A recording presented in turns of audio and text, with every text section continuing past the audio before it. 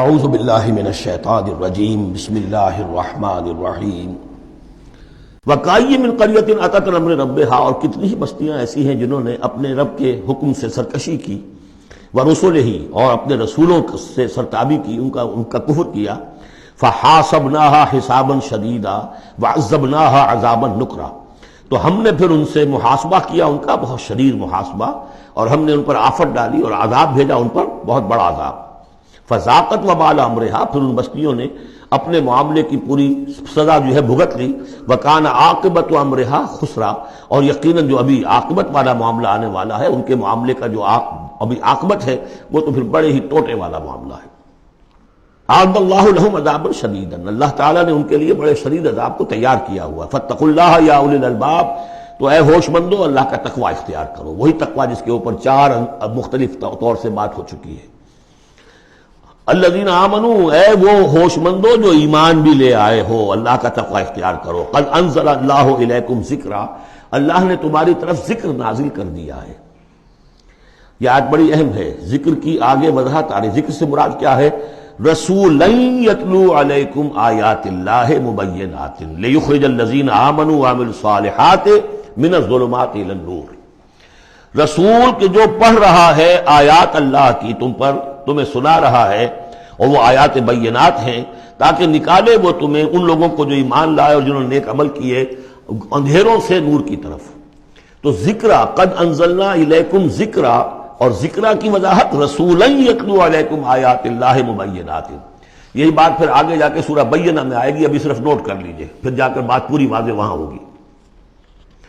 وَمَن يُؤْمِن بِاللَّهِ وَيَعْمَلْ صَالِحًا يُدْخِلْهُ جَنَّاتٍ تَجْرِي مِن تحتها الْأَنْهَارُ خَالِدِينَ فِيهَا أَبَدًا، اور جو کوئی اللہ پر ایمان رکھتا ہے اور نیک عمل کرتا ہے، اور نیک عمل سے مراد ایمان کے جملہ تقاضے ہیں۔ اب نیک عمل جب مکے میں جب تک تھے حضور، نیک عمل کیا تھا؟ ابھی شراب بھی حرام نہیں ہے، جوا بھی حرام نہیں ہے، سود بھی حرام نہیں ہے، پہلے 10 برس نماز 5 گانا بھی نہیں ہے۔ اس وقت نیک عمل کا کیا مطلب ہے؟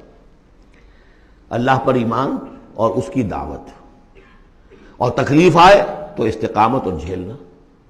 نماز آئی تھی، رات کو کھڑے رہا کرو اللہ کے سامنے، اس وقت کا نیک عمل یہ تھا۔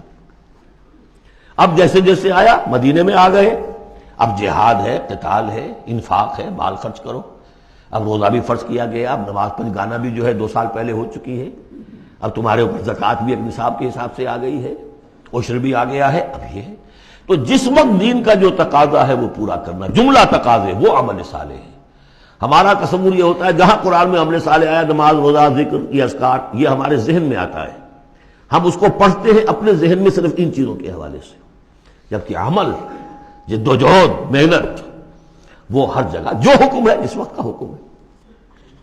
وَمَن يُؤْمِن بِاللَّهِ وَيَعْمَلْ صَالِحًا يُدْخِلْهُ جَنَّاتٍ تَجْرِي مِن تحتها الْأَنْهَارُ خَالِدِينَ فِيهَا أَبَدًا، وہ داخل کرے گا ان باغات میں جن کے نیچے ندیاں بہتی ہوں گی، اور اس میں وہ رہیں گے ہمیشہ ہمیش، ابدا۔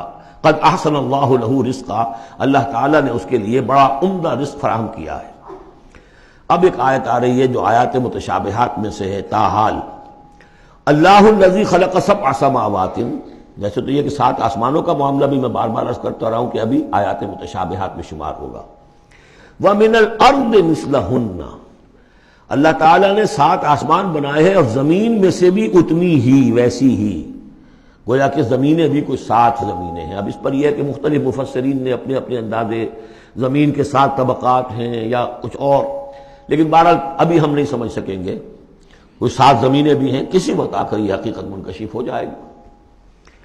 یتنزل الامر بینہن، اور یہ آسمان اور زمین کے درمیان اللہ کا امر نازل ہوتا ہے، جیسا کہ ہم پڑھا ہے سورہ سجدہ میں، یدبر الامر من السماء الى الارض ثم یعرج الیہ فی یوم کان مقدارہ 1000 سنۃ مما تعدون، یہ 1000 سال کی اللہ تعالیٰ کی ایک پلاننگ ہوتی ہے، آسمان سے زمین کی طرف اس کا فیصلہ جو ہے وہ آتا ہے، فرشتے لے کر آتے ہیں، تنفیذ ہوتی ہے، اور پھر یہ کہ وہ امر جو ہے اٹھا لیا جاتا ہے۔ اب اگلے 1000 سال کا دوسرا امر ہے جو اللہ کی طرف سے اگلے دن کا لیے طے ہو چکا ہے۔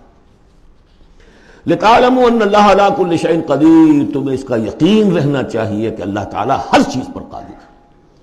میں نے یہ بات عرض کی ہے کہ 2 صفات اللہ کی ہیں جس میں یہ انتہائی اہمیت کے ساتھ علی کل شیء قدیر بکل شیء علیم.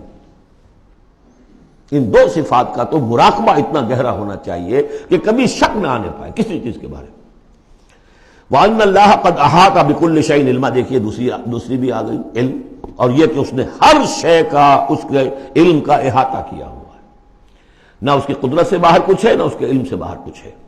صدق اللہ العظیم.